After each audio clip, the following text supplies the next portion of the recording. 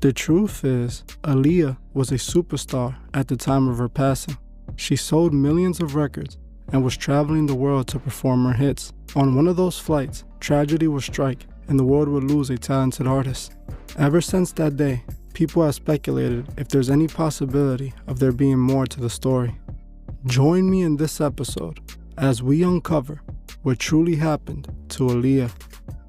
The story goes on August 25th, Aaliyah boarded a private small plane from the islands of the Bahamas to Florida. She was on the island filming her last music video for her song Rock the Boat.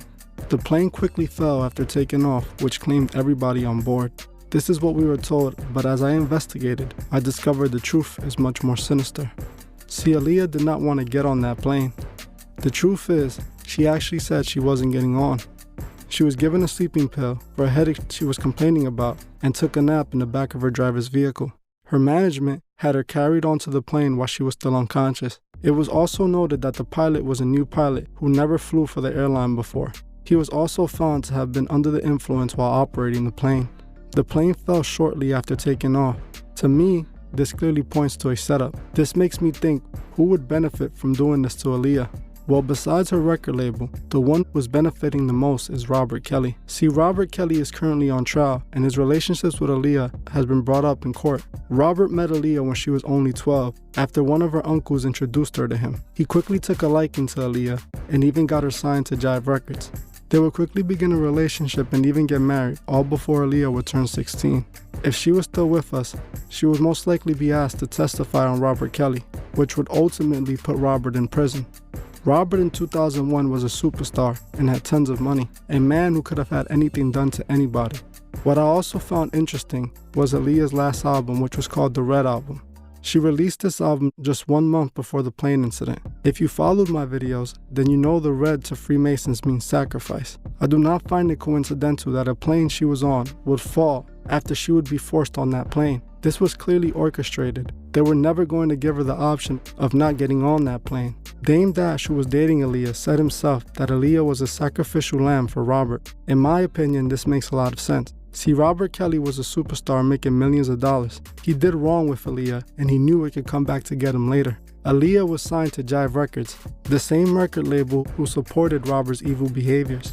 They knew that Aaliyah and Robert had this relationship. They did everything to cover it up. The record labels were clearly on Robert's side. Aaliyah was Robert's only victim that couldn't be paid off. She had her own money. Like I said in the video I did on Robert, he was a Freemason. So doing that to Aaliyah to save himself, to me, is not something that's unbelievable. We must remember that everybody important in the industry knew what Robert was doing. They supported him and kept him from being taken down. Another theory I read was that Aaliyah was taken out to make way for Beyonce. I did not necessarily agree with this theory, but I still think it's important to investigate every possibility. This theory claims that Aaliyah was taken out so they can break Beyonce's career. They point to pictures of Jay-Z and Aaliyah together and her dating Dame Dash as proof. In my opinion, this theory just doesn't hold up. There would have been no reason to take out Aaliyah for Beyonce, as they could have just both existed together. Rihanna didn't take Beyonce out when she got signed. In my opinion, this points to Jive Records and Robert Kelly. Jive Records made millions off Aaliyah, while Kelly kept his dark secrets hidden from the world. The fact that the pilot had never flew with the airline before, and Aaliyah being a superstar, just doesn't add up. He even had substances in him when his body was examined. Aaliyah was set up from the beginning. Her uncle sold her to the devil in order to make a couple dollars. He knew what Robert was into and still decided money was more important than his own family. If we would have never taken his niece to meet Robert, none of this would have ever happened to her. She would have never met the monster Robert Kelly, and she would have never gotten in a relationship with him. She would have never even gotten on that plane. The music industry has shown us countless times what they do to young stars. They make famous. They prove time and time again that the industry is no place for children. Many people in the industry abuse their power to take advantage of young stars that are willing to do anything to make it. They convince them that they can only have what they want by selling out and doing whatever they are told. The music industry has two sides. The side that they show the world, full of glitz and glamour, money and fame, and then their true side of darkness that destroys the souls of those who are willing to do anything to be allowed in the industry. Aaliyah was only 12 when she was indoctrinated. She quickly was taken advantage of, and when she became a problem, she was taken out. The industry has one purpose and one purpose only: to spread a dark agenda. Whoever poses a threat to that agenda is removed. It makes me sad to think that many parents are willing to trade their children for money. We've seen it with Billie Eilish, we've seen it with Rihanna and Britney Spears, and countless other stars.